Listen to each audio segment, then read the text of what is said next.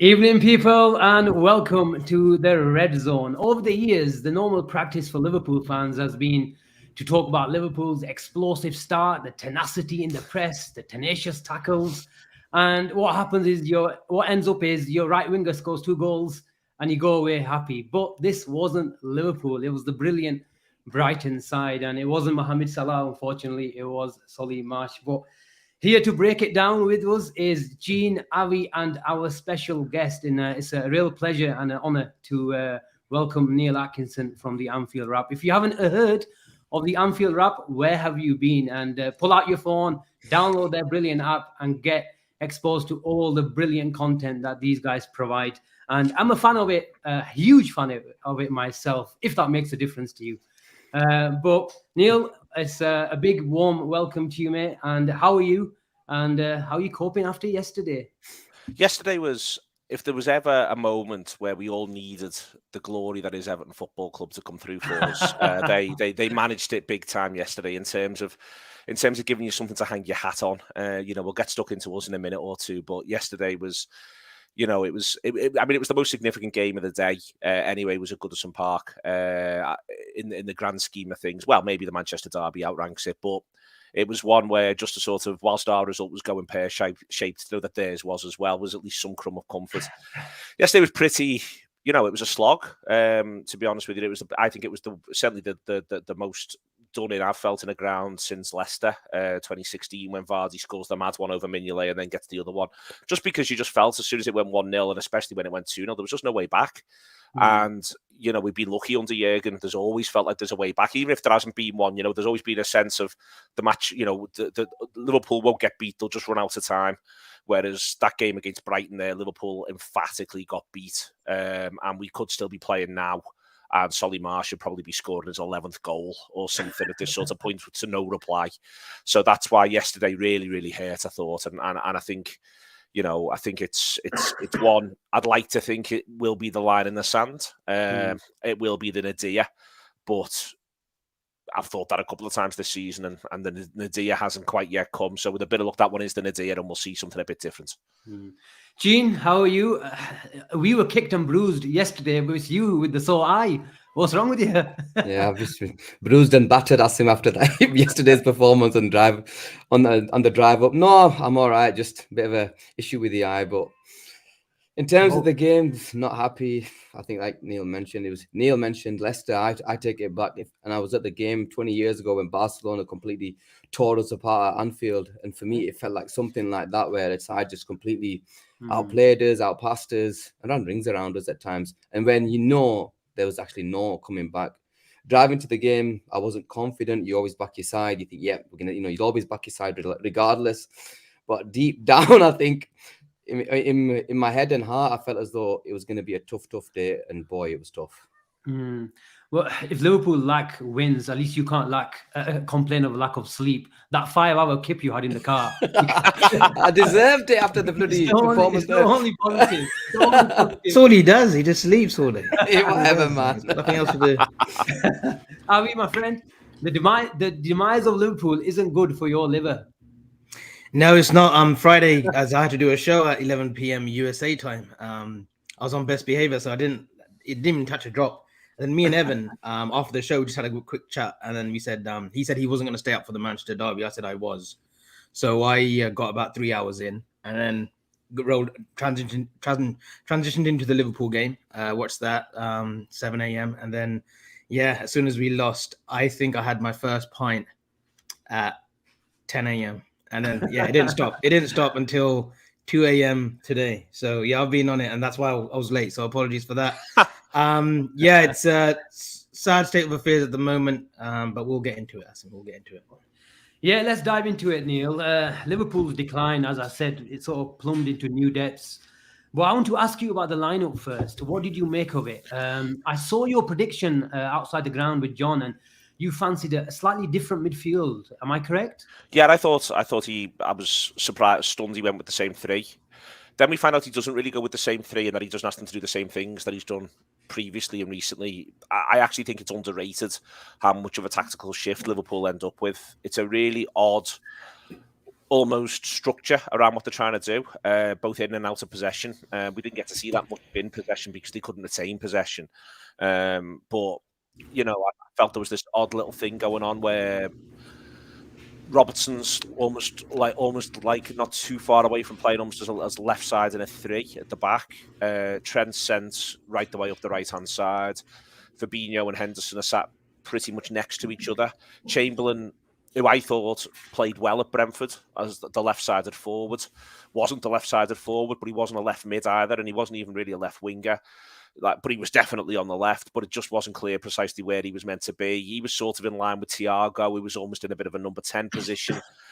But that didn't look like it was working. And then Salah and Gakpo, Salah especially, is really, really narrow. Now, you know, what I've sort of described there, I think is changing the role of, I think, practically all 10 outfield players, whilst it'd still be written down as 4-3-3. And that's why you've always got to be careful with formations.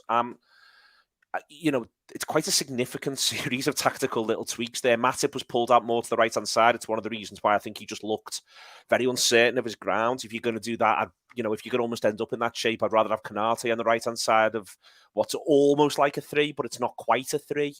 And, you know, for me, that's a manager who's scrabbling around looking for answers. And that's concerning, to be honest. You know, that's almost as concerning as anything else at this point, because I feel like, you know, we played 4-4-2 at times this season. I think it looked more like 4-2-4 where it ended up, but we played 4-4-2 at times this season. He hasn't done that. I'd love to know, you know, was this the plan if Nunez had been fit, or have they decided they needed to do this because Nunez wasn't fit? At which point, that's sort of semi-concerning as well. I know they've got trouble up front. It just all felt, you know, the one thing you've been able to say about Klopp since day one is Liverpool of 9 times out of 10, you know, have had a really defined and clear structure in terms of what they're going to do. There's been tweaks around the edges, but there's been a really sort of clear outlook as to precisely what's meant to be going on. And that was just completely absent. Now, as I say, I don't think, you know, I think if Nunez plays and they try something quite similar, there'd have at least been a big ball on him behind quite repeatedly, but they didn't have that as well. And I'm, you know, all in, I was concerned when I saw the lineup. If they'd have played in the regular sort of shape and formation and got beat, then as I said, well, that's ridiculous to have picked that lineup and done that.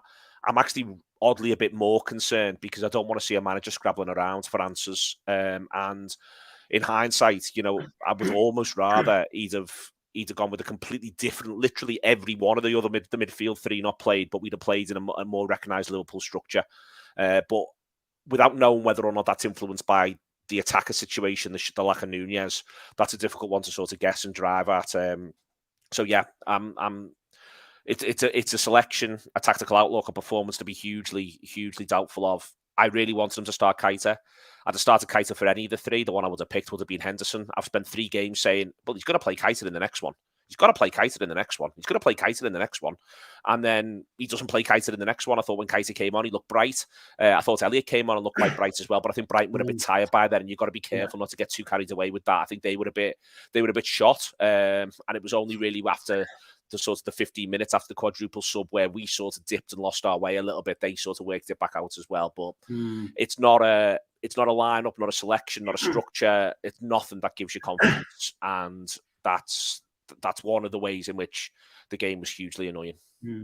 Gene, what baffled me is, like Neil mentioned, you know, Thiago was really high in a number 10 position. And you can understand if you come up against a team that just parks the bus on their penalty spot and Thiago is going to be edge of the box, you know, controlling things, even though I don't like him in that position, you know, period, because you have to, you know, sort of receive the ball on the half turn and you have to be mobile. And that is not his game. He's been winning the ball for the last month for us, never mind playing in a number 10 position. So you want him to win the ball and then start creating things as well. So it doesn't happen. But seeing him in that position, and we've seen Henderson not playing in the 10, but being on the press really high up and really getting tight to their number 6s. And I see what the idea was, but it was just a completely wrong player for it. If you're going to make someone do it, then maybe try Hendo in that position, not receiving the ball there, well, at least pressing higher. How many times have we seen him? But against a Brighton side who like to play triangles round here, all of a sudden Thiago was in no man's land. And it only took 45 minutes for Liverpool to realise that. You know what?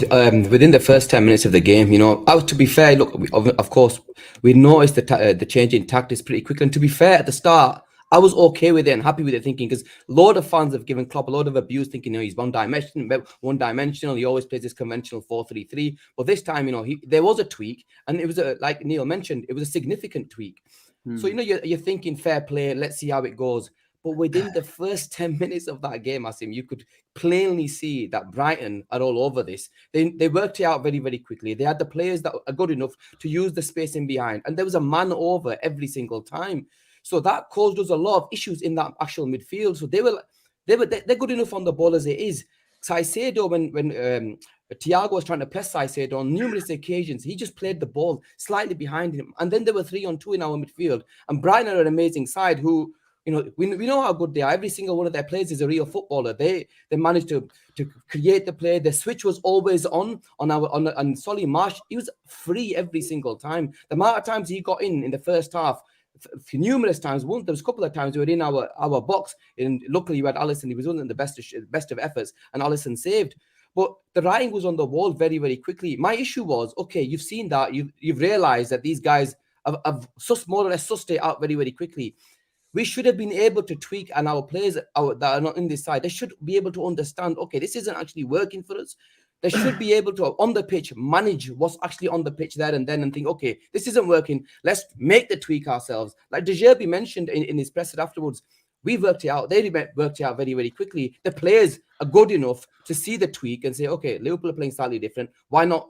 They changed it themselves on the pitch. Whereas I think we were just one-dimensional and just kept on playing the way we were playing. Avi, what did you make of the lineup? Were you happy with it, or do you agree with these guys that Keita had to start? Yeah, I said on the Friday show that I don't know why Naby isn't starting. There were some comments on the show that, he's not trusted by Klopp. He's running down his contract. But Emre Can was doing the same. Gini Wijnaldum, we knew that, at the back end of sort of February, March, that he wasn't going to sign a new contract, but he was still being played every game, and he was still going, and he was playing well as well in that 21 season. Emre Can was the same. I know he'd got injured prior to sort of Kiev and stuff, but he was still playing. I don't know why Naby's not starting. He has been fit for the last sort of month and a half, 2 months. And yeah, he's coming on and he's got 20, 25 minutes and he's making a difference. But he's making a difference when it's too late, when the game is pretty much lost. And something that was startling yesterday and previously to the first game at Anfield was Klopp was surprised at Anfield the way De Zerbi had set up the Brighton team in that 3-3 draw. But I don't think he's learned, and it's been far too often this season where he hasn't learned in the second game. And yesterday, he hadn't learned anything. Playing Thiago in a false 10. I actually thought we had started off as a 4-2-2-2. I think it's close to that. Yeah, and that's what I thought originally. First 10 minutes on the telly, I was like, this isn't right. Thiago pressing as a 10. It's as if it's an embarrassment to the player because the player wasn't brought for that. And I get we've got injuries, and at the moment we're just sort of scrambling around making a first 11 because of the injuries. But you're sort of like discrediting Thiago's signing. Thiago was not brought in to press as high as he was yesterday. He's been brought in to be a facilitator in that center circle to ping the ball. Thiago's only real game for me where he's had that was against a 10-man Chelsea when he came on second half on his debut.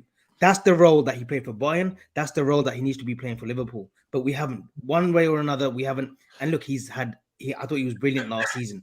But this season, we're putting this player we've got the best years of his career. Like, he's joined us at 30. We've got 3-4 years to utilize him to his potential. Like, we can win and win trophies and trophies if we bring the right players around him. But playing him, I don't think Klopp or Pep Linders or Krawietz have an ideology. Yesterday, it was too much. It was too many changes, a formation change, and then it looked as if they had reverted back. And by then, the game was lost. Brighton, to be fair, the midfield especially, they didn't get out first gear. That's the most damning thing. They didn't get out first gear.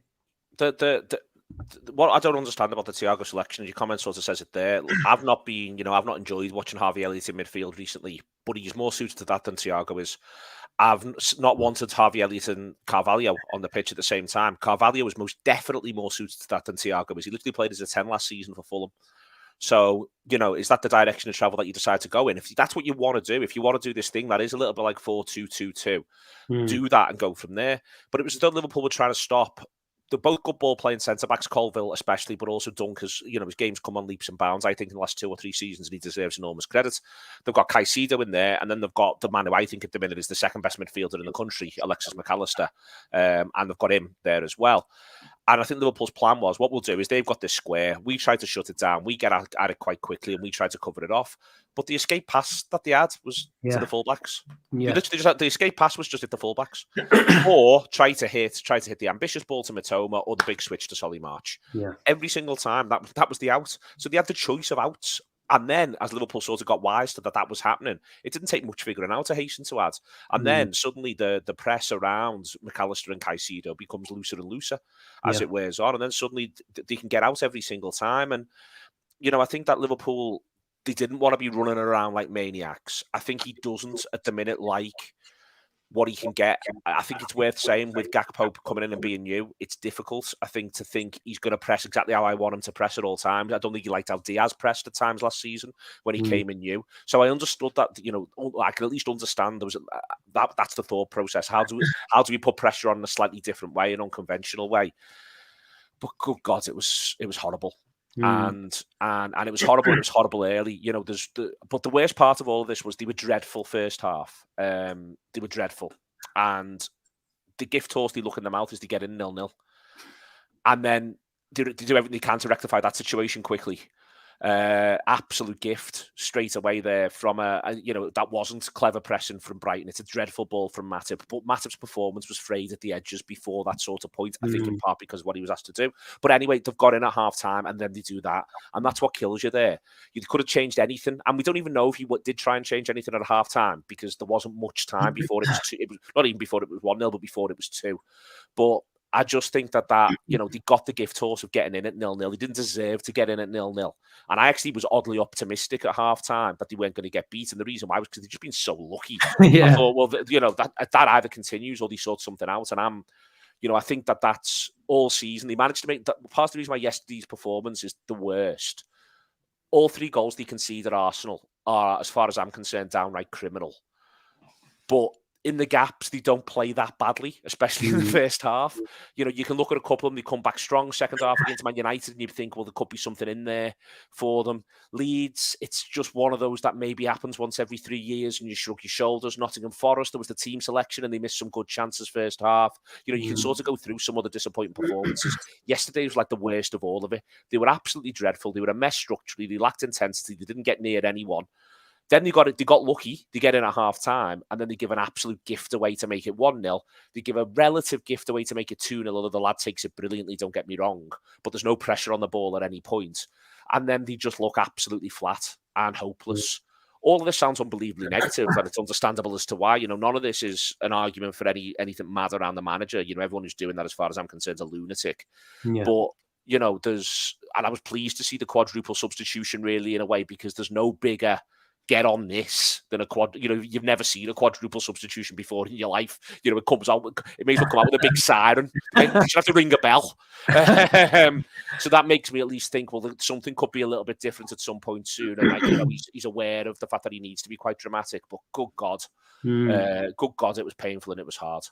But Neil, do you think there is a question to be asked about the game management from the management staff? We play this, this system that you just talked about.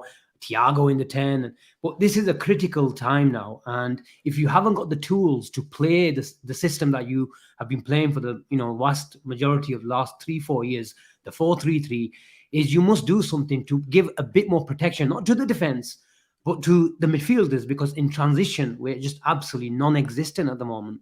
I think what's killing him, I think the first issue with transition is that none of Diaz, Jota and Firmino were available.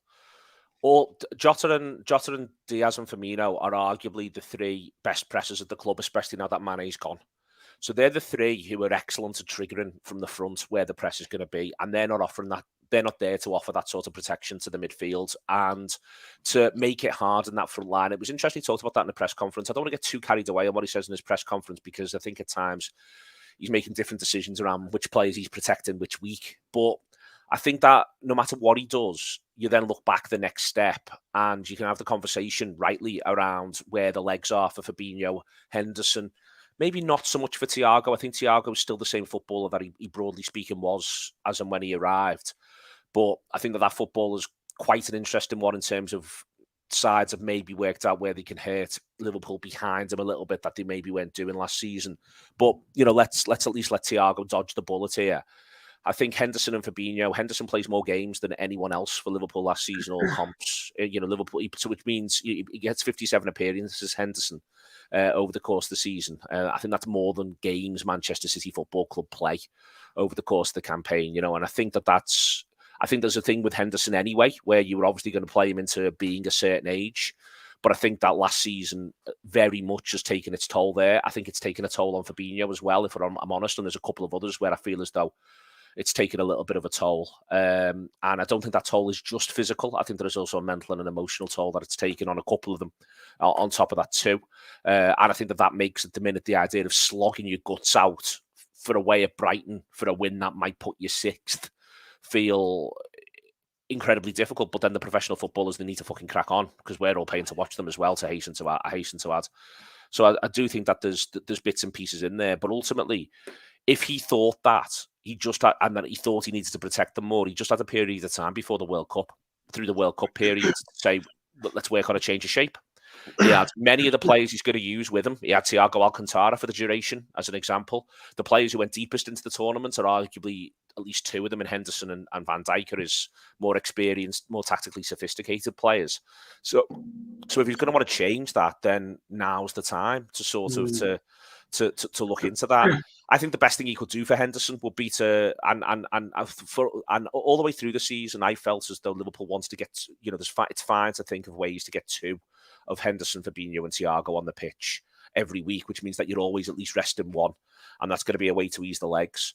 But I even think now it might be that it's a case of sort of resting two on a regular basis to get the best out of them when you're going to need them and call upon them, and also allow them to influence games from the bench. You get 5 subs. And I don't think we've used that wisely all season.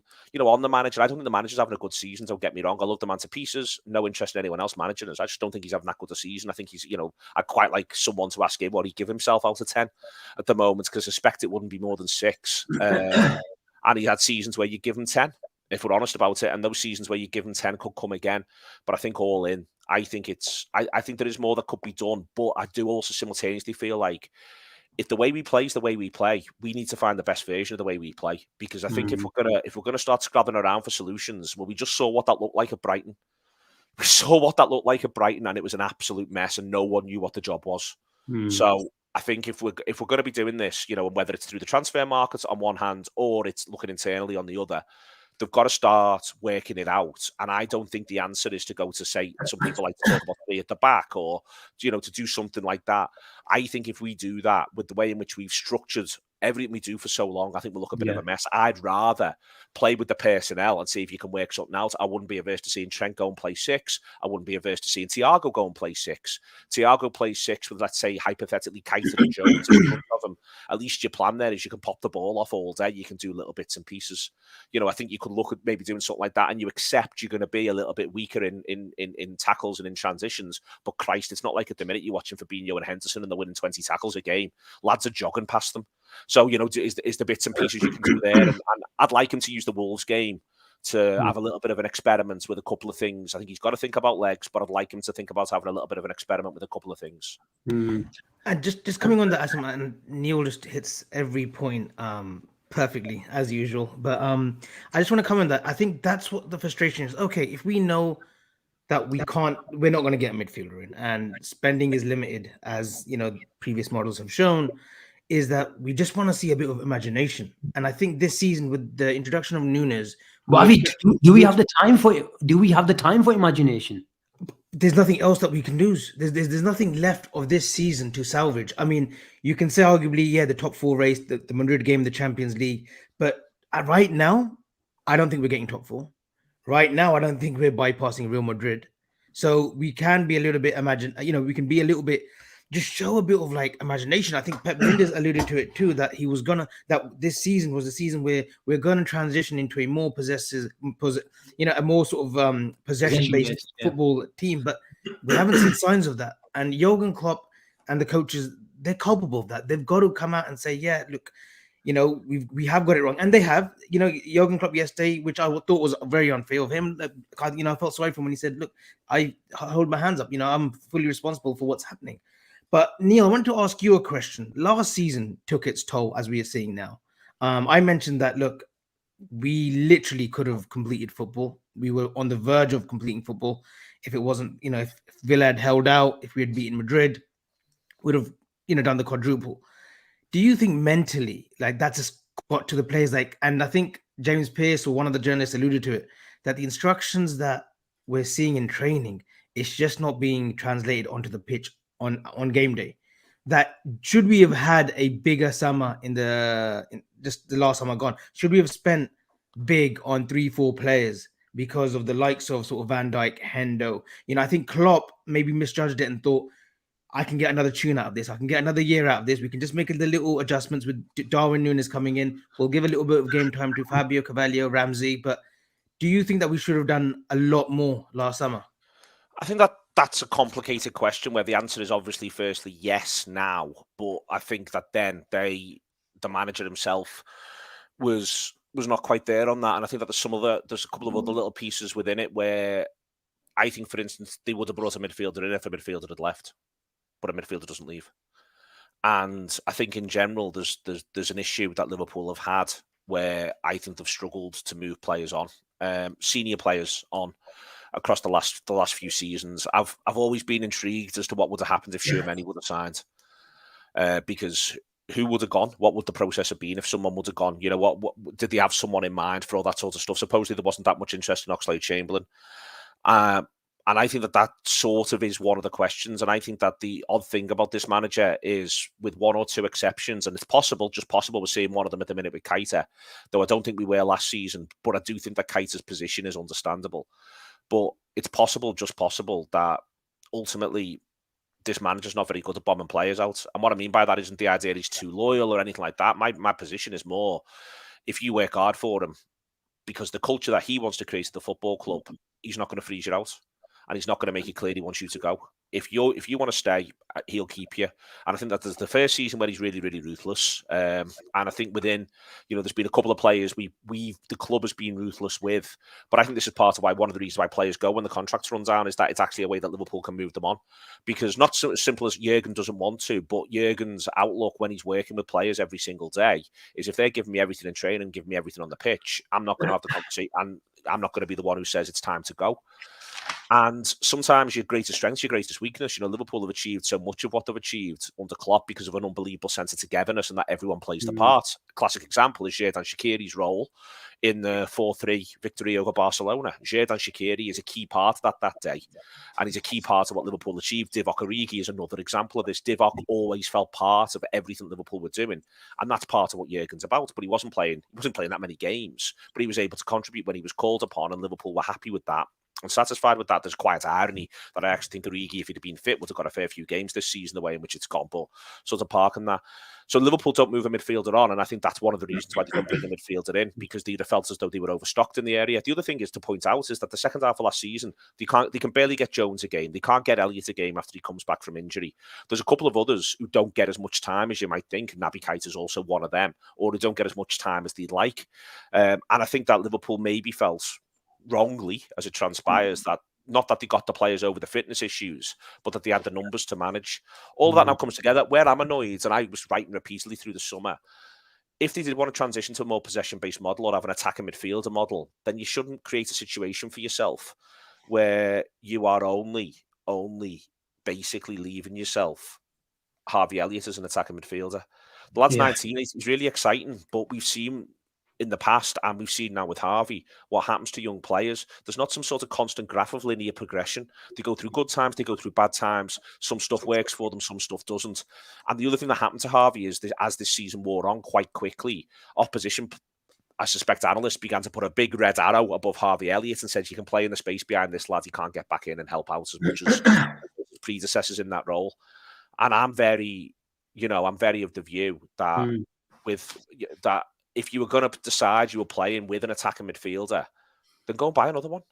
Go and buy another one, and go and buy one who's first choice. I hasten Yeah. to add, go and buy the one who you think is going to, I'll go and buy someone who Harvey Elliott's got to go and grab the shirt from. Not the idea that Harvey becomes the answers. It's not fair on Harvey, and it's not fair on us.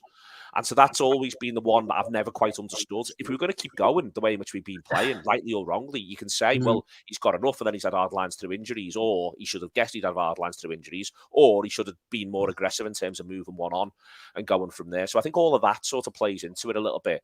In general, I think they've got to find a way to do one lad a summer for this manager who's the right fit culturally, who's the right fit as a personality, who's maybe a bit of a risk, a bit of a project. Like for instance, a good example of that is the fact that I don't like him as a player particularly. I don't think he's that good, but I feel as though Shimikas is a good fit. And everyone buzzes off him and everyone likes him and they sort of get on with him a little bit.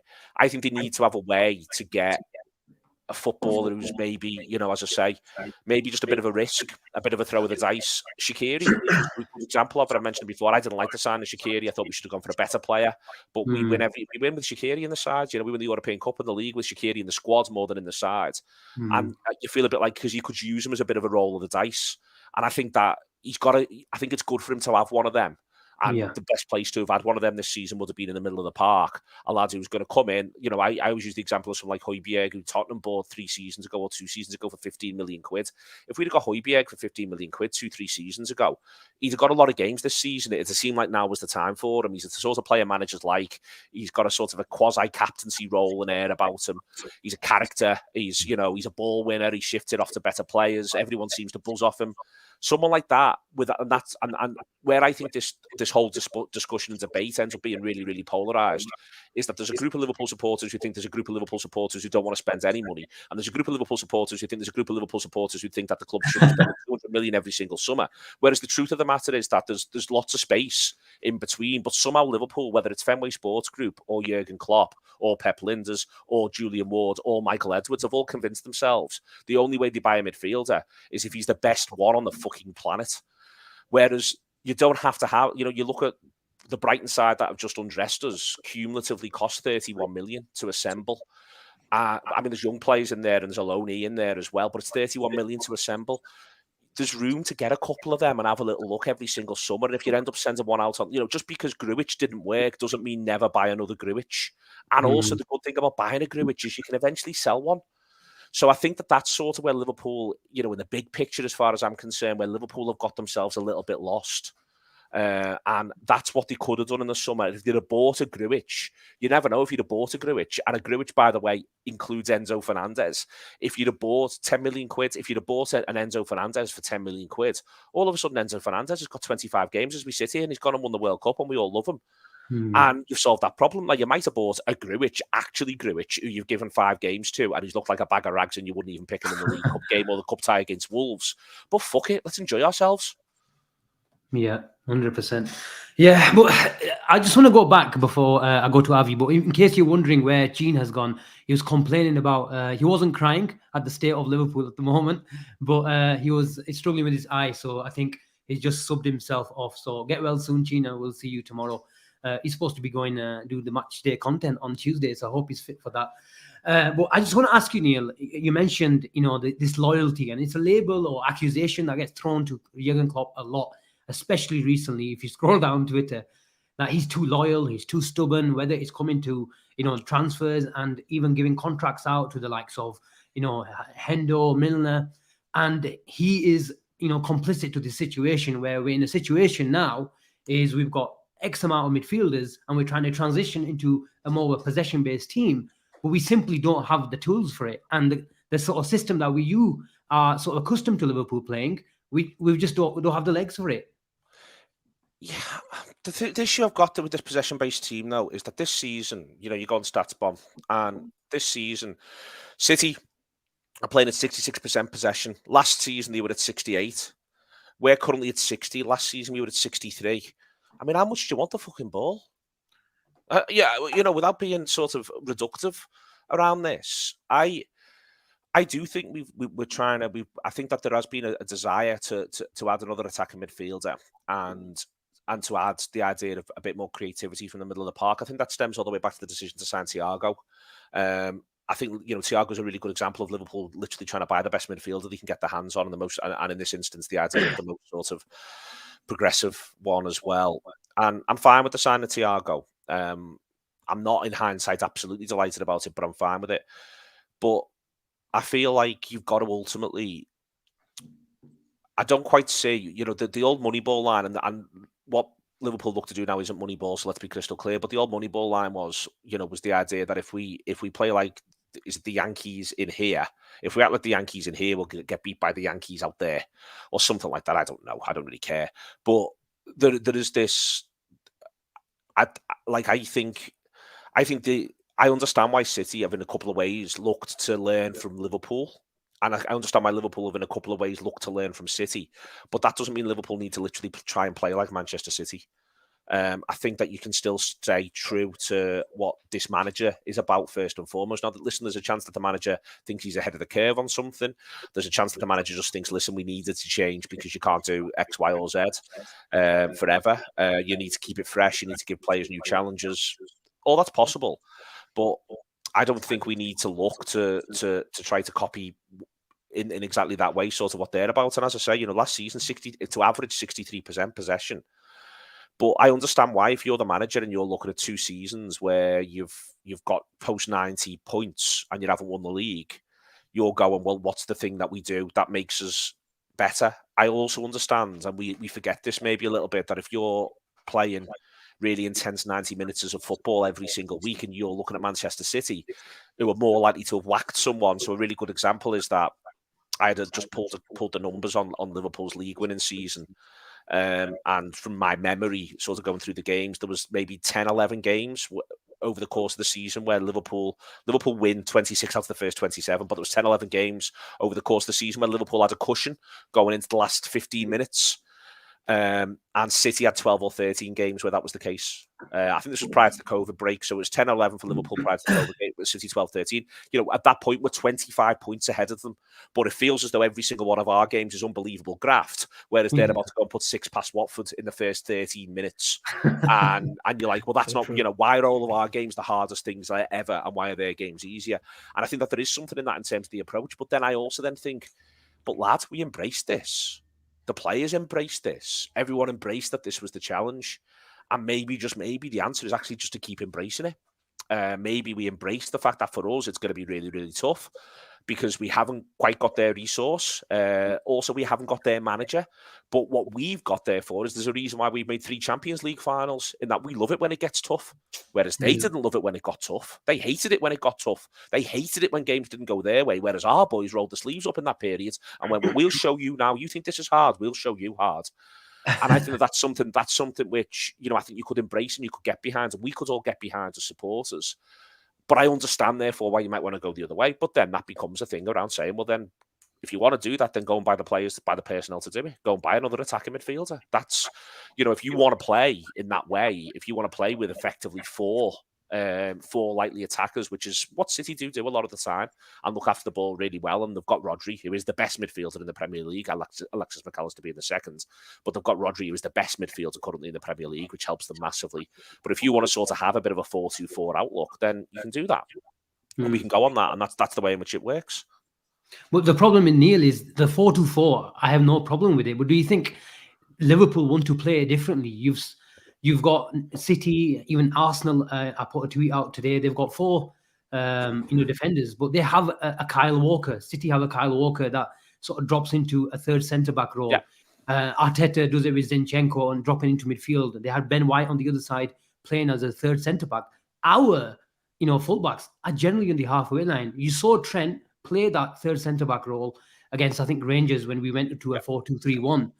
But the problem I feel is our fullbacks are always, and because Trent is an integral part to our attack, we need him in the third centre-back role in that system. We also need him to pull the strings in midfield. Yeah, and I think that's... We used to play 2-3-5 with possession. So the centre-halves were 2. There was 3 in front. I think for a long period, it was the 3 midfielders. And then there was 5. And it was the 2 full-backs pushed right the way up in the front 3. And that's the way in which it worked. We flitted a little bit then to, I think, the 2-3-5. Trent would come and often be part of the 3. And on the whole, Henderson would come and be part of the 5 and go outside Salah. And there was a little bit of leeway between the 2 because nothing's set in stone. It's not like table football and all that sort of stuff. But that's what we sort of did for a period. And I think that this season, for a couple of reasons, we've moved to a bit more of a 3-2-5, as you're saying, where at times Trent comes and stays deeper and almost quarterbacks it from there. And then there's the 2 midfielders, and then Elliott goes and joins. At times, I think we've tried to do 2-2-6, and I think that's been our response to City. And that's where I think there's been massive gaps and loads of holes coming the other way. Also because I think whoever's been the 2 in the middle of the park, I think almost whoever it is, it's not just blaming them. I think whoever it is, you end up with just far too much space, but also the opposition are going, we just need to hang on here and there'll be room to counter into. And we only need to play 2 good passes and we'll be in. A great example of that, arguably, whilst he does brilliantly for it, is the way Crystal Palace scored against us with Eze and Zaha. Eze's brilliant, don't get me wrong. He's a lovely footballer. And if, we're playing fantasy football about lads who we'd quite like to buy, Eze is very, very high on my list. I absolutely adore watching him. But it was all far too easy, and it's been far too easy. So as I say, I think that the 3-2-5 was to shore that up a little bit. For me, where I end up, I think, and where I hope or think that they might have ended up is I just think they need, if you go back to 17-18, pre-Fabinho, and I think Fabinho's been brilliant for Liverpool, and I absolutely adore him, and he's probably in my all-time 11. But Liverpool, I think, tried to play with 3 lads who were 6s and 8s. So not a 6 and not a pure 8 and certainly not 10s coming back and being 8. City in that period would use David Silva in that position, De Bruyne in that position, and they had 10s who would come and be 8s. And we didn't have that. We had 3 8s in that period. And I wonder whether or not that should be the direction of travel, that you've got 3 lads who can all be 8s, who can also all be 6s. So you end up in a situation where you can drop back, but you want those players to maybe be a bit more creative than, for instance, the Henderson, Wijnaldum, Milner 3. You want to try and step up the creativity a little bit, but you don't want to sacrifice too much, but you accept you're going to sacrifice a little bit of the creativity. And that's sort of where I've ended up in my head as to what I'd like him to do in midfield. That's sort of, again, if money were no object, that's sort of where I'd end up. But that's also part of in my mind, I sort of wondered if one of them now is Trent. And if that is the case, if that's what they think, if that's what he thinks or Trent thinks or whatever, then I think there's an argument to do it now in terms of move Trent to 6 and have a look at it. You've got a game coming up away at Wolves. If you want to have a look at anything, that's a good game to have a look at something in. And I sort of wonder if that's something that we could, if that's what we're thinking of anyway, because I think I think Trent ends up in the middle. Not even, I wouldn't want him wide right in the midfield 3, because I think his ability to find space would actually be curtailed. A lot of what we've done previously has been about you work it. Oh, look, Trent's got 5 yards. Oh, look, he's done something brilliant. I think if he was in the 8, it'd be harder to work it. And who you're working it for. But I think if he was in the 6, with that range of passing, left foot, right foot, his left foot's gone up leaps and bounds. Yeah. Left foot, right foot, massive balls, being able to move in all directions. And now until the end of the season, if you had a look at that at Wolves and you liked it and you gave it an hour, and then you had a look at it, you persevered with it for Chelsea. The other thing it does is it then gives you Gomez / Milner / Ramsey for right back. And maybe, just maybe, that helps you, means that you feel as though you'll be less targeted on that side. Yeah. And it lets you shake your personal up. Now, I'm just a fella saying this. It's the manager who has to live and die by it. And it's also Trent who has to live and die by it. It might be something that they want to do, but they're waiting until the summer and they're signing off someone but now you wonder if they can get him without Champions League on top of everything else. Someone like Bellingham, that might have been something they might have wanted to go on and do. Yeah. But I feel as though eventually Trent does move in the way in which Kimmich moved, in the way in which Lahm moved, in the way in which the fact that, and again, this is back to if you just want to shake things up a little bit, if you want things to be a little bit different, is this a way of doing that? But then maybe they felt it all came too soon and all of that sort of stuff. But I think Wolves is an example to look at something, whether it's Thiago in the 6 with a couple in front of him who aren't Fabinho or Henderson, whether it's Trent in the 6, whether it's go to 4-4-2. Whatever it is, I think Wolves is a chance to look at something where if we get beat, we've all got to swallow it. Don't get me wrong. but we can at least go, all right, we had a little look at something there. You get to make 5 subs on 60, which means you can do anything with them. You can rest people, you can do whatever. I'd like to use Wolves in a constructive way and not just as a game to be got through. We'll see what the manager does on that. Just on that, and he mentioned one of my favorite players, Philip Lahm. Pep Guardiola made him change from a right back or a left back for Bayern Munich into a 6 as well. And the Bavarian fans were going mad because they're like, he's only 5'6". How's he going to fit into this Bayern team? And Pep Guardiola said, give me a few months. And he was absolutely sensational to a point where Joachim Low played him in a deeper role as well in midfield. And they never looked back.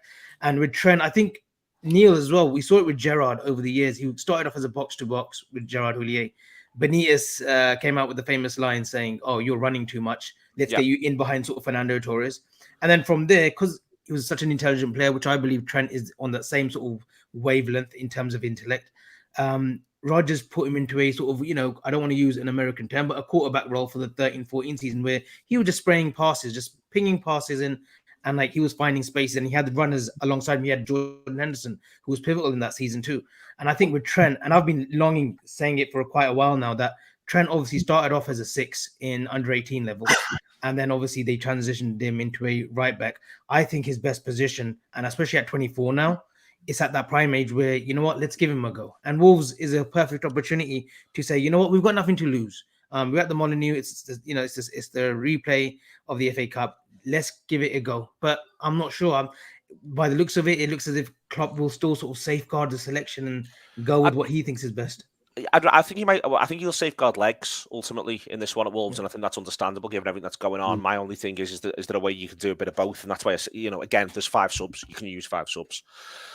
I don't know. I feel a little bit like if this is something that they'd want to do at some point, now might be a decent time to have a little look. But also, I feel as though this side has played, broadly speaking, this way for so long. It's not that they can't learn another way, but I think if you're looking to change things relatively quickly, I think it's about shifting personnel around. And that also can include buying someone, don't get me wrong, but I think it's about shifting personnel around and looking to just sort of tweak the skill sets that you've got in roles rather than looking to do what he does for the game against Brighton, which is change practically what everyone's role is whilst picking literally the same players. I'd rather you said, how do we get the best out of you? How do we get the best out of you? How do we get the best out of you? And the one positive, and I'll say it again, I think if Nunez starts, I think there's a chance that the Brighton game is very different. And the reason why is the one positive of being shite is that it means that the opposition go for the throat more, push up more, especially away from home. So if you've got someone playing in that 6 role, you just referred to it there from the Gerrard thing, the 13-14, the quarterback role, and you're able to hopefully soon pick some combination of Salah, Nunez, Gakpo, Jota, maybe even you start to have a chat about Ben Doak, i.e. if you're able to have someone who plays in the middle of the park who can hit a 60, 70 yarder, then that can help, and it'll help push teams back if they're going to push up against us and to go from there. So, I think that there's something in it. But as I say, I don't expect it. But my point is more, if we are going to get creative and we're going to work all this stuff out, then let's actually get creative then. But we'll see where they end up. And a lot of this sounds really doom and gloom. Not least me sort of calling them shite, but it's still only how many games is it this season? Is it 18 or 19 now? 18 gone in, yeah, 18. Yeah, there's still 20 games to go, which one sounds like cruel and unusual punishment, but 2, is also there's room here to improve, to find something else, and then to stick at something and to make it work for a period of time. I think that's possible for them, and I think, I think you've got to give them all the backing around that to pull that out the bag. I just think it's a little. The problem at the minute is that's why I'm worried about the selection against Brighton, because that felt to me like he's breaking glass, and I wasn't so much break glass after the Wolves FA Cup game. I was just like, pick different people. I wasn't like change everything. I was just like, we'll just change a couple of the players and give a couple of them a rest and maybe let them recalibrate their heads again, and maybe it is all a bit harder than we think, etc., etc. Whereas my worry is, looking at Brighton, is that it does all look a little bit break glass. Yeah. And I'd rather calm heads prevail here and Liverpool sort of find a way through genuine tweaks on the margins and stuff around personnel than feeling as though we need to literally tell Thiago to go and play number 10, which he hasn't done since he was 19. Yeah, 100%. It's a serious situation with some serious decisions to make over the next couple of weeks. And like Avi was saying, there's 2 weeks to the transfer window ending. And how do you see this? Because is there a link between the transfer window, we've got 2 weeks left, and the ownership issue as well, Neil? And there was a question in the comments about the ownership issue as well, because as we speak, as we're on live on here, there are some reports. I don't know how credible they are. I think it comes from I think in the last sort of 45 minutes, there was a Twitter space where someone credible from Qatar has said that Liverpool are close to selling the club. And then obviously there were whispers and murmurs over the last sort of 48, 72 hours as well on Twitter. Hence why there were some comments about the potential Qatari owners coming in. And that's the question to you, Neil. What do you think about the prospect of having Qatari owners at Liverpool? I think we have to be really clear on what we think Qatari owners are. Are they private businessmen from Qatar, or is this a situation where there's a state-run investment fund, as the equivalent definitely exists at Newcastle and Manchester City, no matter what they may or may not choose to say? Is that the situation? If this is, private individuals buying Liverpool, then, let's see what they're about and go from there. I'm not that interested in... I want to be really clear about this. I don't want to be anyone's vehicle. Liverpool Football Club is, as far as I'm concerned, it's a vehicle already. It's already a political vehicle for me. And it represents the city of Liverpool and all those who choose to throw in all over the world. That's what Liverpool Football Club... we're already sports washing. We're sports washing Liverpool. That's what's happening. That's what we're about. And that's what I want us to be about. There's not room for someone else. And I get a lot of stuff around sort of the idea of what I do or don't think of the current ownership. And I want to be really clear. I don't like the current ownership. I don't hate them, but I don't like them. And I don't want to like any owner. I never want to say thank you to an owner. I think there's nothing more mortifying in football than the way in which Chelsea with Abramovich, as an example, or Manchester City with their owners are treated by the supporters of those clubs. I sort of quite enjoy not giving a fuck about who owns Liverpool. And that's the position I actually want to hold, is not to care who owns Liverpool, because we'll sort it out ourselves. We do it. And I understand why people don't like that. And I would always... I would respect other people's views as long as they understand that mine are held in good faith. I want Liverpool to spend what they earn. Now, I think Liverpool can be a bit more creative around spending what they earn, don't get me wrong. But I want Liverpool to spend what they earn. I'm not interested in being anyone's project. I'm not interested in bigging up an oligarch. I'm not interested in bigging up a sugar daddy. I'm not interested in bigging up any state on the planet. I want Liverpool to big up Liverpool.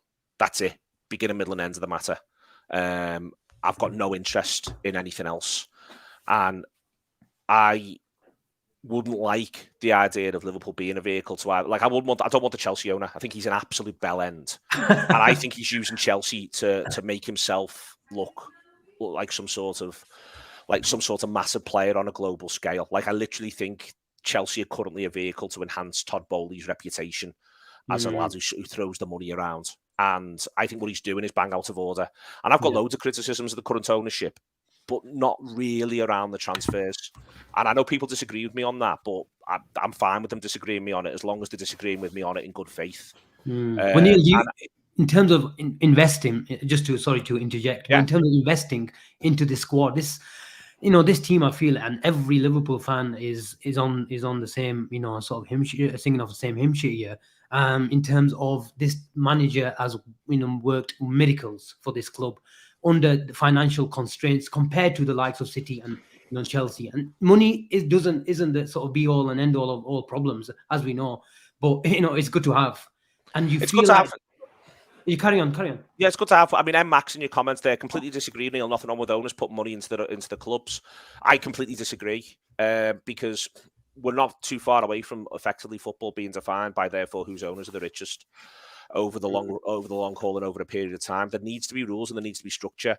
And if you want me to, criticize Fenway Sports Group, here's something I would criticize Fenway Sports Group on. They have absolutely shown a dereliction of duty in not getting behind the Crouch Review and publicly backing it and saying it should be instituted in place, because the only way we are going to find a way to stop state-backed clubs is by having the Premier League's rules be backed by the British state.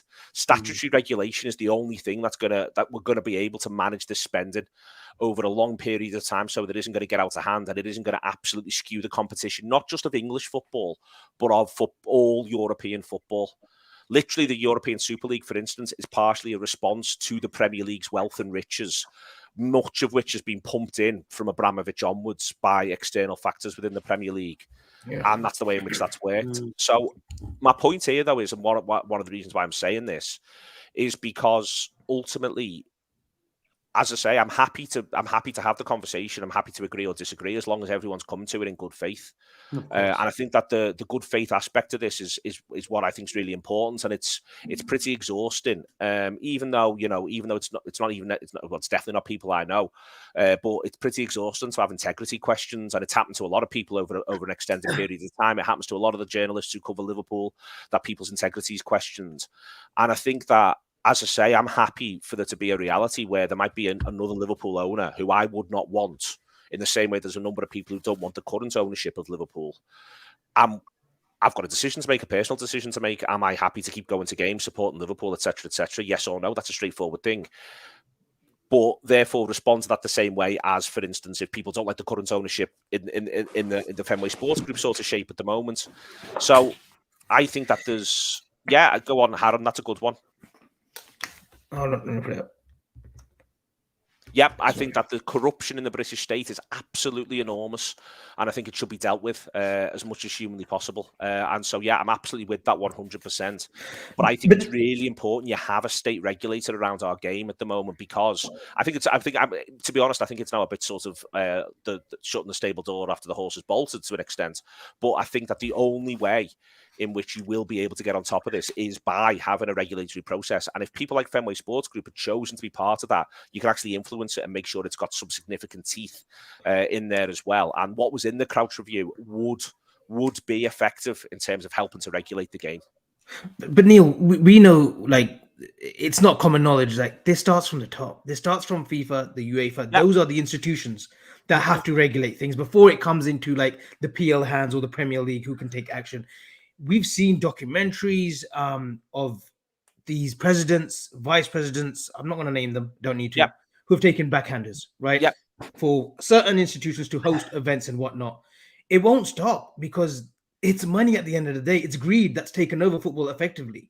So there is no way around this. It will be like the Newcastle takeover. Was it fishy? Yeah, I think it was. I don't think there was a proper due diligence done. And look, if they want to pump into my Newcastle, that's fine. Chelsea, the same. We can't stop this because the governing bodies, the top of the tree, the hierarchy, they're letting it happen. But we seamlessly in front of everyone's public eye too. It's as if they're not even shameless about it anymore. It's so clear and obvious. So I think that on FIFA and UEFA, I couldn't agree more. But I'll give you a really good example where you would think, well, that's not the case. But the EFL has got tighter rules and regulations that are applied much more vigorously than the Premier League. So why is the EFL, if this is the idea that it comes from the top and there's nothing you can do about it, how can the EFL therefore apply its regulations much more vigorously than the Premier League can?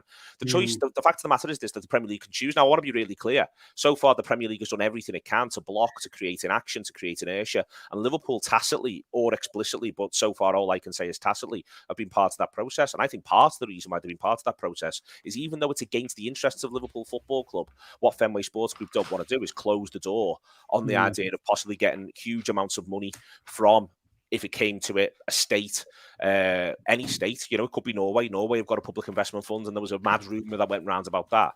But from a state, and they don't want to block that avenue off. And that's one of the reasons why ultimately Liverpool won't come out in favour of the Crouch Review. No Premier League team has, I hasten to add, but Liverpool won't come out in favour of it. But it would be in Liverpool Football Club's interests, and it'd be in football's interests. So it is ultimately, within all of this, I think there's got to be a pathway to firstly allowing people to agree or disagree in good faith, which I think has become difficult in a number of different ways.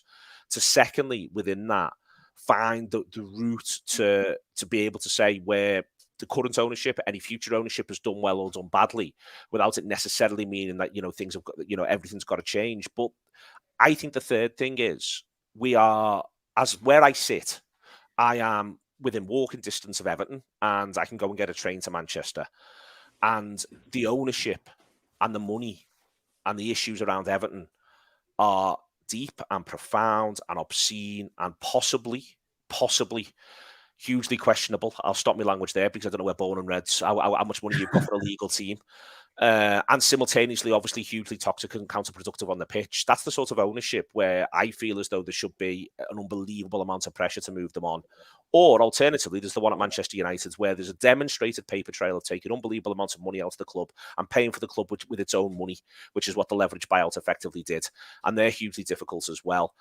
I think there's a desperation, and it's understandable, not least when you're watching a football team be shite, and also in a climate that's being created around effectively the primacy of transfers as a means to show power and as a means to discuss football. But, and this is where I will have an honest disagreement with people, and that's absolutely fine. And I'll come on to another reason why it's absolutely fine in a minute anyway. But ultimately, there isn't quite the transfer budget we'd like because the club only wants to spend what it earns. For me, is not a reason to want to man the barricades and get rid of an ownership. That is not a reason to want to man the barricades and get rid of an ownership. It's a reason to maybe want an ownership to be better. It's a reason to maybe want things to be a little bit different. But for me, it's not a reason to man the barricades and get rid of an ownership. There's reasons to do that at Everton and there's reasons to do that at Manchester United. Now, the next thing that gets done on this when people, for instance, start to question people's integrity is to say, well, that you're only saying that because you do X, Y, or Z with Liverpool. They let you interview the manager once every 12 months or something like that. The phrase access is used. I want to be really clear about this.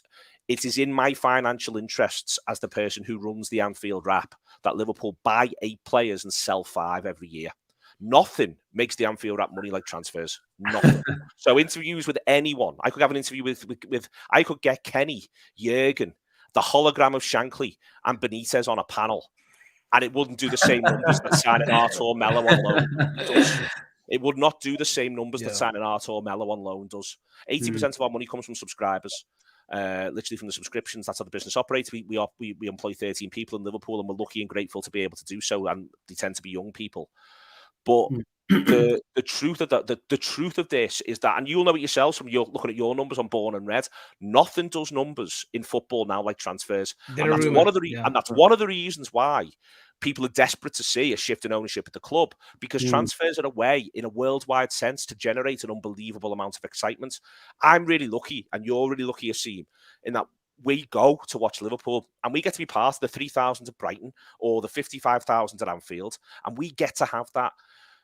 Where there's a huge amount of democracy, equality in how we enjoy football is excitement around the transfer. Because it doesn't matter where you sit on the globe, your team is going to get this new shiny toy, and it's absolutely brilliant and it's really exciting. And I understand how you can look at Chelsea at the minute and go, they've spent 460 million in 6 fucking months, and Liverpool, my club, won't do that. What they're doing instead is they're spending increased money on wages, they're spending money on infrastructure, they're only spending what they're earning, whereas this mad fella's spending all this. I wish my football club was doing that. And I understand how people end up in that position, but that's not the same as running a football club into the ground to the point that people need to take urgent action to get them out, as far as I'm concerned. Neil, and I'm not saying that. Go on. But don't you think the guys who are saying, and there's a lot of fans like the opinion of, look, FSG have been really good to Liverpool. They bought the club from around 300 million, and now it's valued at 3-4 billion, and it instilled a brilliant structure to Liverpool. But now the sort of situation warrants sort of an exception, and they just need a dip in the market and bring that midfielder. And now that midfielder might not change it around, but it's sort of crying out for a combative midfielder. So if you don't want to spend what the sort of club makes, but at least make an exception, because look at that, look at our league position. Yep, no, and you can also, on the make an exception point, what I think Liverpool would do if they got into Champions League places, and will do anyway, will be end up spending what will look like net fees that are quite substantial, but they'll be over the course of a contract. So that's effectively like borrowing against future earnings and all that sort of stuff. And there is the ability and the choice to do that, and I'm not averse to that in any way, shape or form. And I think that, you know, for instance, on our shows, John Gibbons has said he feels as though FSG has taken us as far as they can. I've got huge concerns about Mike Gordon at a point where we've lost the club doctor. Julian Ward's moving along. Ian Graham's gone. Leyland's gone. Matt Scammell left as well, the commercial director. So at all this point, that Mike Gordon, who has been the link between the football operation in Liverpool and the board, the idea that he finds himself moving along to look after some sort of sale or investment in Liverpool massively concerns me. And I would rather right now, Mike, because for instance, who on earth is deciding who's replacing Julian Ward? Whose job's that? And that concerns me, and part of me wonders whether or not, for instance, Fenway themselves might have decided they've had enough of this. But as, Eunice says in the comments here, Neil, FSG have put Liverpool up for a sale or partial sale, not us, FSG have. Exactly, and that's my point. So at the minute, we've got this thing where Liverpool have one bad game. And trust me, they've had more than one. But Liverpool have one bad game, and everyone acts like John Henry's playing centre mid. But simultaneously also says John Henry won't know anything about the result. And they're probably right. He probably doesn't know that much about the result. My worry is that maybe because Fenway have decided that they're exiting or partially exiting, they're paying less attention. But for me, that's not, I don't know. I think when we were in the league, John Henry possibly wasn't paying that much attention. But Mike Gordon was. But now Mike Gordon's disappeared off and he's working on the sale. And all of this, as I say, that concerns me more than anything else. I'm ultimately someone who wants to not care about the ownership. So when you said before that FSG have done a good job, yeah, I think Mike Gordon's done a good job. I'll praise Mike Gordon. I'm not going to praise John Henry. John Henry's made a series of mistakes. Fenway Sports Group have made some mistakes, but also I don't want to say thank you to an owner. When the thanks to FSG, it's the money when they sell the thing. That's the thanks. I don't care. What I want is for us to, and I'll say thanks to Mike Gordon. If I ever met him, I'd say, what, Mike, from the outside, it looks like you've done a belter job. But I'm not saying that to a corporate institution. And I wouldn't want to say it to anyone else. I wouldn't want to say it to an individual. Who won the league? We won the league. Jurgen Klopp won the league. Gordon Henderson won the league. Sadio Mane won the league, and he wanted to win the league more than anyone else. They won the league. John Henry didn't win the league. I don't like it when I see any owner of any football team, but certainly ours, pictured with the trophy. I don't care. Who are you? I'd rather give it to me. Give it to Asim, get him involved. Give it to everyone who's making those comments there. I don't want you holding that fucking trophy. You didn't do a thing for it. And I think that what we've just, because we see other football operating in a different way, other football clubs operating in a different way, because we see the primacy of transfers, we see that transfers drive eyeballs, we feel transfers democratically, we can see areas where the club needs to improve. We end up acting like if this one thing isn't happening, then everything's a shit show. My concern at the minute is genuinely around literally who's currently doing Liverpool's analysis, not from the point of view of Jurgen Klopp, not even from the point of view of Julian Ward, who I'm sure will be doing his job to the best of his ability until he leaves, but who's analysing this situation from a Liverpool point of view and feeding that information back to Boston to say, for example, we really could do with buying a centre mid, Whose job's that at the minute? Because if it's not Mike Gordon's, whose is it? And if you want to say it's Billy Hogan's, I'm sure Billy's got more than enough on his plate doing all the stuff that was his job anyway before Mike Gordon moves along. Ultimately, there are enough people at the moment working for Liverpool. That's much more my concern than where the purse strings are. And I think essentially FSG saw a franchise. Let's not beat around the bush. They saw a franchise. They saw a business on the cheap. They brought it, and they knew. I don't think they knew that it would go as high as the valuation is now, like 4 billion. But they knew they're buying something like they did with the Red Sox. They capitalized on a business opportunity. They don't love the club, They don't love the club. John Henry can come out with quotes and stuff and say, "Look, after the Super League," and said, "I'm sorry." That's all fine, and I'll take his word for it because if that's him being genuine, that's fine. I don't want to say anything bad on his character. They saw a business opportunity, and they thought, "Yeah, you know what? We're going to buy this for 230 million from the bank, and then we're going to grow this business." And they did. They made the perfect appointments from top to bottom. If these owners had come in as him once David Moores and Rick Parry decided, you know what, let's put this club for sale. If FSG were around then and as successful as they were then, and they took over before Hicks and Gillette, we would have had that level of spending like Manchester United do now. And I know they put a lot of money on debt and stuff. I agree with that. We would have had a lot more revenue. The problem is they were playing catch up once, Hicks and Gillette, because our commercial success was non-existent. We weren't making the sponsorship deals that there was no plan to. I know Hicks, promised us 60 days into Spain at Stanley Park. That never came into fruition.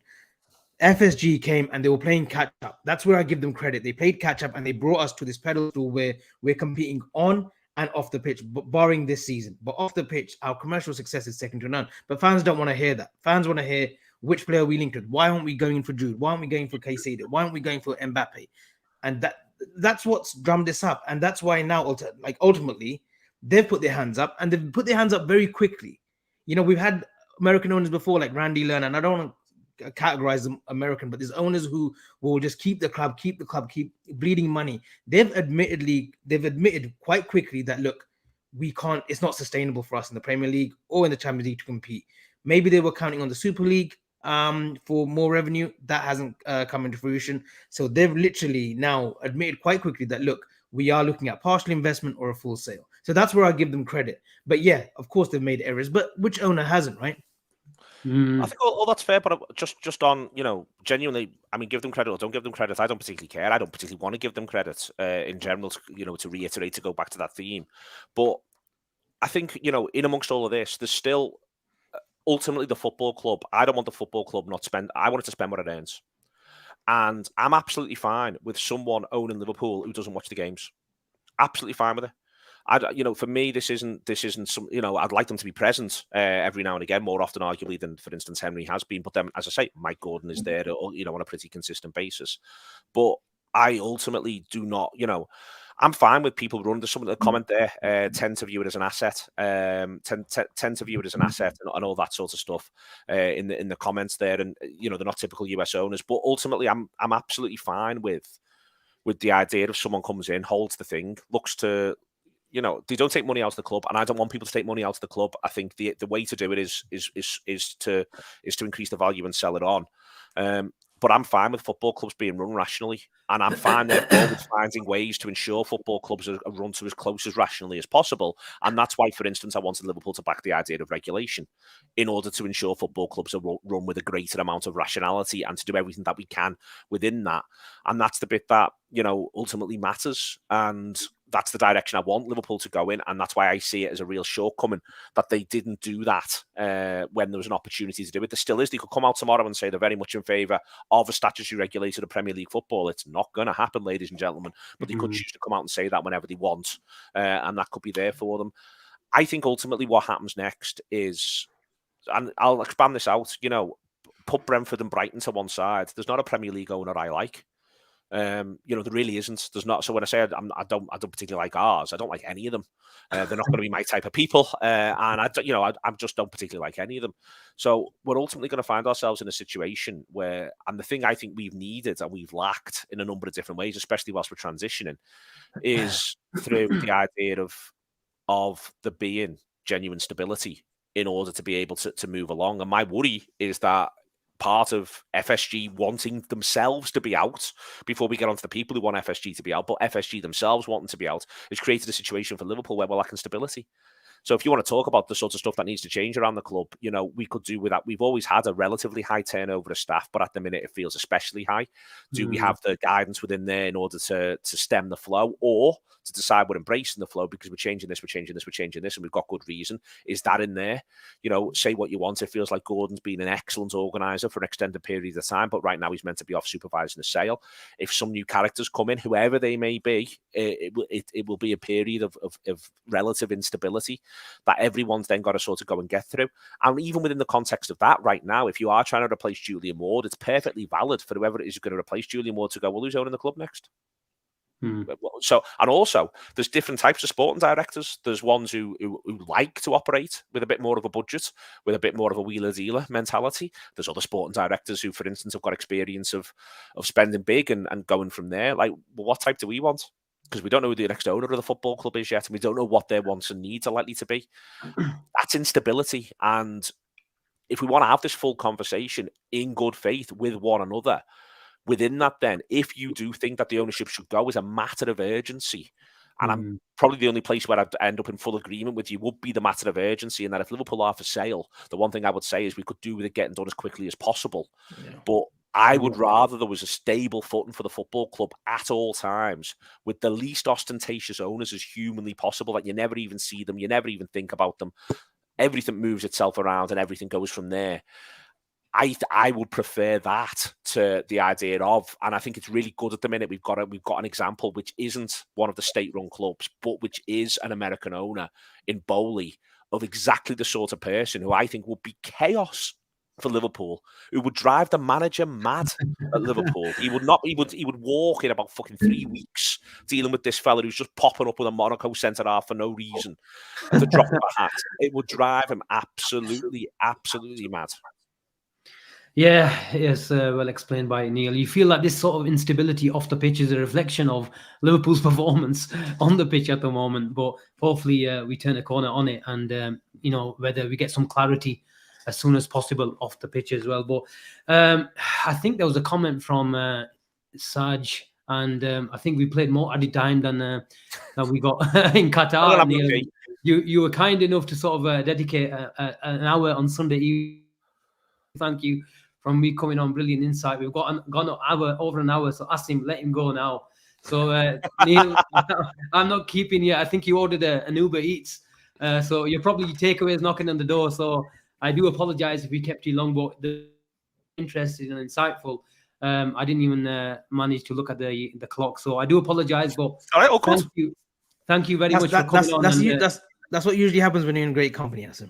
Exactly. You don't look at the clock. And let's come back on soon. Honestly, I'll come back on in a few weeks, hopefully when we've won a couple of games and we can have a different type of chat.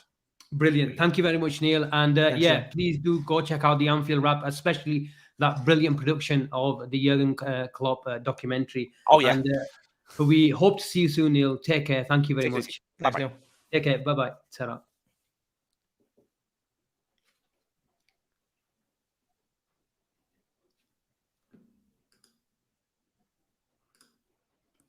Avi, wow, that was a brilliant insight and some very interesting points regarding the ownership and Jurgen Klopp and even his insight of what Liverpool should be doing differently. But what are your thoughts on it?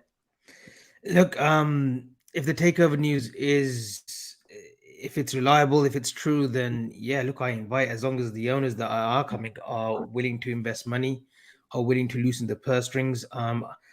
Look, before I was all about the model, you build up your players, you buy players young, you sell them at a high price, you spend what you earn. I didn't mind that because we were successful in that, but that model is dated, and I don't think FSG are prepared to tweak it.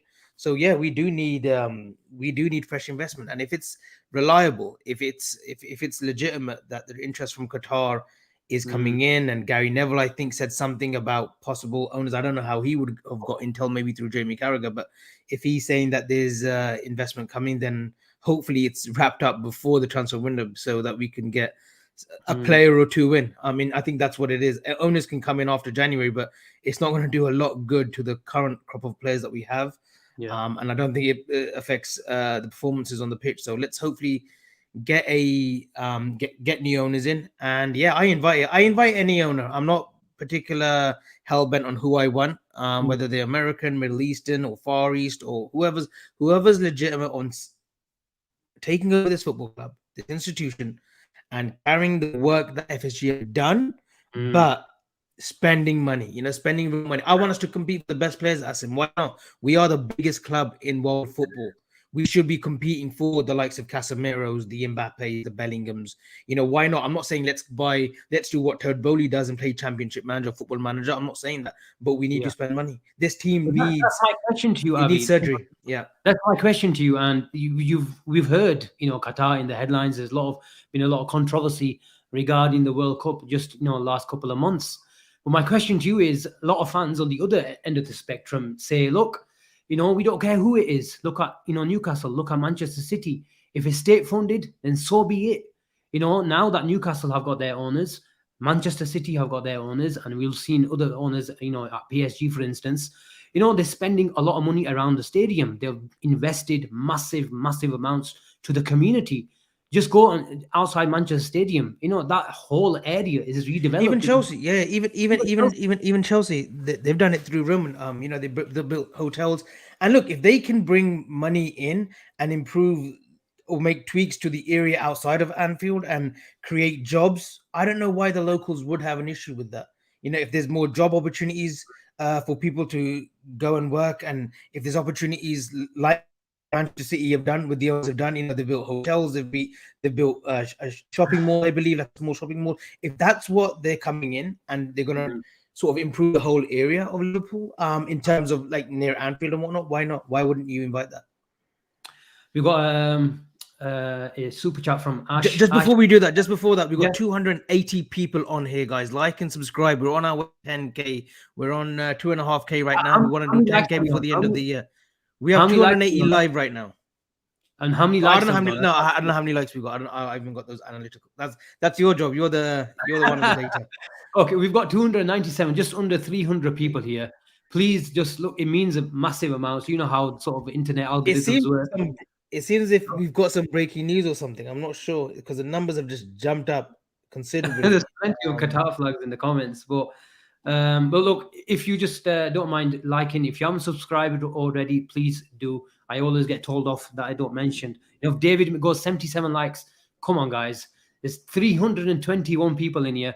Just give it a quick, click on, and also press the bell production icon. It always gets you up to date as to when we go live and any other content coming your way. Back to the super chat. If a sale is close, does that mean assets have to be frozen for sale to be processed? Would we be allowed to spend and to buy a midfielder? Just curious. It's a good question. Whilst a club is going through a sale, we can buy players. We can facilitate a loan if there's money. If there's generally no money there, which I don't believe that there is. I believe there is money there. That the club, the owners right now, which would be FSG, they could facilitate a loan to purchase a player, and that loan would be picked up by the new owners. You can do that. You can bypass a loan, and we had that option when COVID hit and the government was giving payments out. We could have facilitated £120 million loan. I don't think we did. I think other clubs did, like Spurs did to fund their spending. I think Arsenal did to fund their spending, and I think maybe another club, not Chelsea. There was another club. I'm not sure if it was Manchester United, but we can facilitate a loan to buy players. Our assets would not be like Anfield or anything like our TV deals. Those would be sort of frozen because those cannot be manipulated during the sale.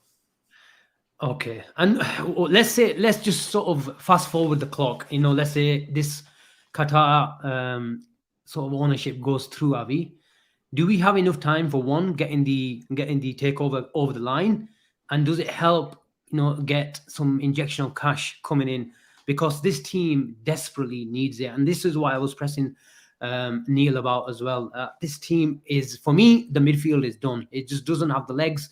We just can't play it the same way that we've been playing for the last 3-4 years. And if you're going to persist with that, then what we need is you need to bring the tools. For me, Harvey Elliott is not a midfielder. Carvalho is not a midfielder. So if you want to stick with this 4-3-3, then go bring a Caicedo, go bring a Nunes, fast track that. If you have to pay someone 5 million extra, go for it. Because I don't want to be in the Europa League next year, Avi. I don't think anyone wants to be in the Europa League. No one wants to wake up on a Thursday evening preparing for a game, especially you, because you go to the away game. So God knows where places of Europe that you'll be going to. You'll be going probably to Russia or somewhere. You'll probably get involved in some kind of war, knowing you, Asim. But no, look, it might just be that we concede that we may be in the Europa League next season, Asim. I think with 10 points behind Newcastle, I think it's a tall order, especially our form. Unless we can string 10 to 15 games, a winning streak, then I think we'll get it. But I think a player of like Caicedo does transform us straight away. And then we look to the project in the summer and getting more players in, more surgery in that midfield area.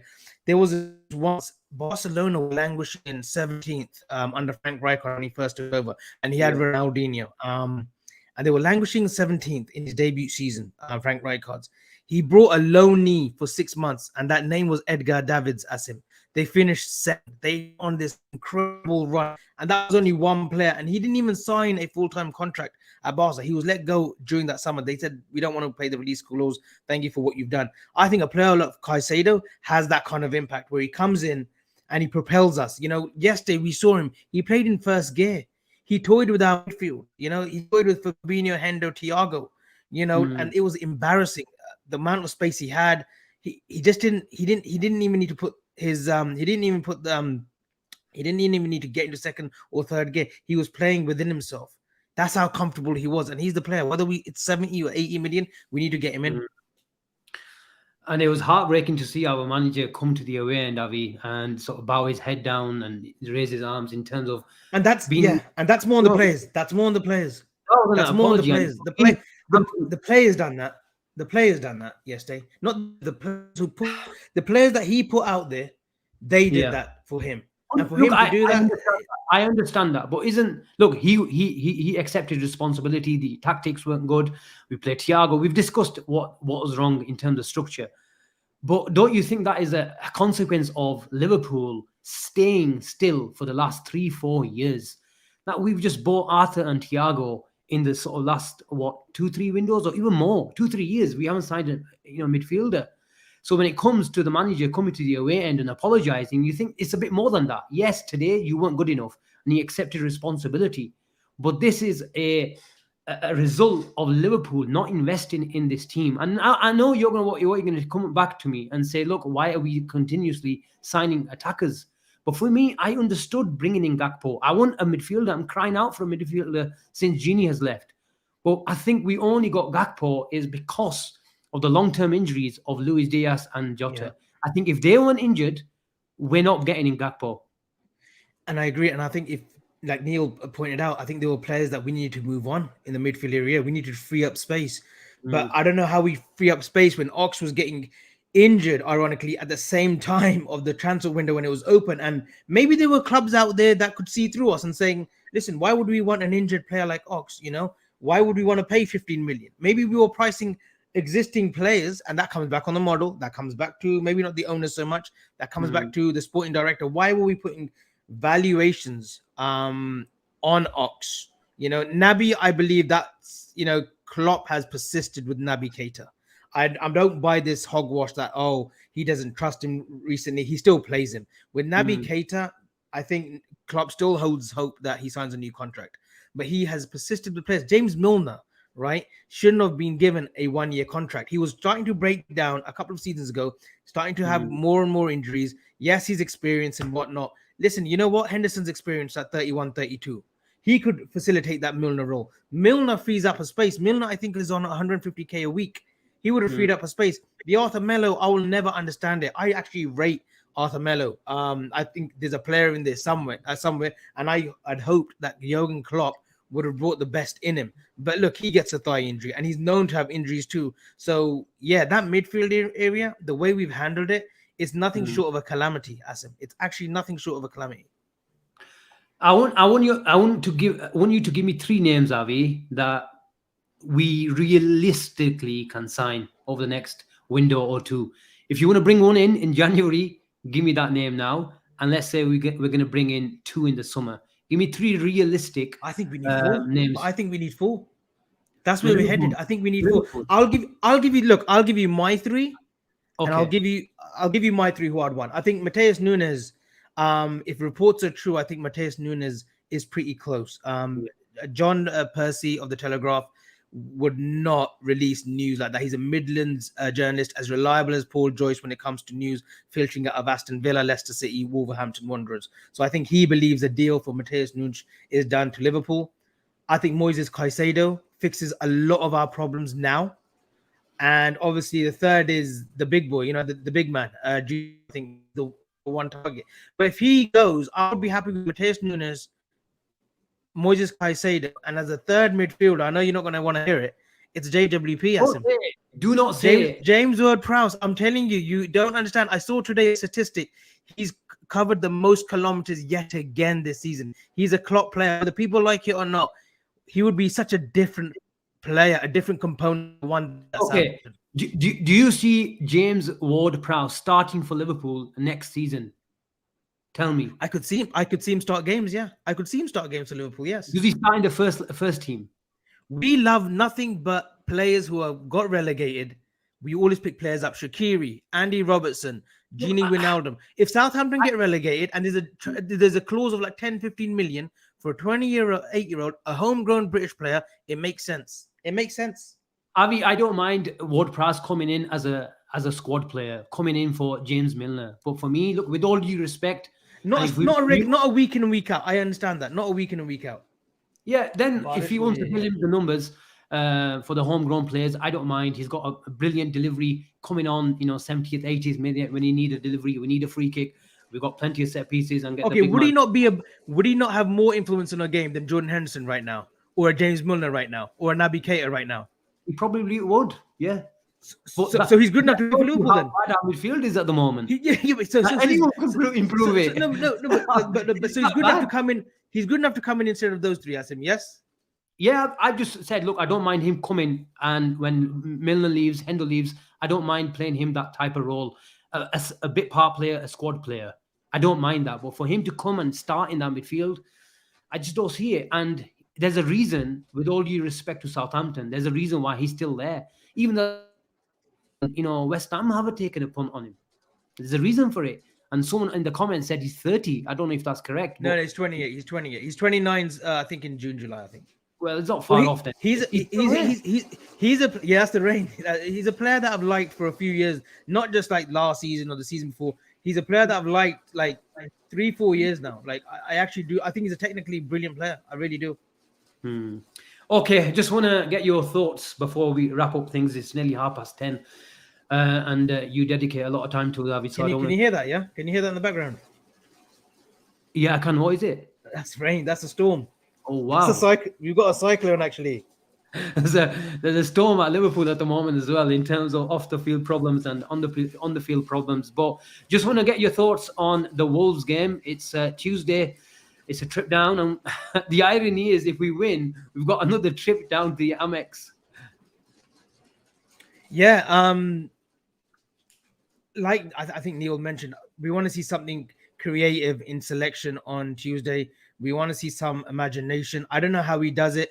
I am a big fan of Trent being in a midfield 3, but I think we need to be how we're going to do it. We want to play Fabinho again on Tuesday alongside Thiago and Trent. Does Joe Gomez go onto right back, or Matip has had a shocking season? A shocking season. I think he does leave in the summer, but Joe Gomez again. Yesterday, Danny Welbeck scores a worldie. Flicked it over Joe Gomez and scores a worldie. But I don't blame Joe Gomez coming in second half. I think I would start with Joe Gomez and Konate, and the front 3. Hopefully, Darwin is fit. I would still go with a strong 11, Asim. I still think we should go with a strong 11, and we need a result. I know it's a cup game, but we do need to win. We do win. We need to pick up a win from somewhere just to create some kind of momentum. Yes, 100% momentum is what we need. We need wins. We need wins. And the funny thing is around about 30th minute, Avi, I turned around to the guy next to me and I said, look, Liverpool need half time. They're desperate, and it's only a matter of time they concede. And he goes, Liverpool don't need half time, they need full time.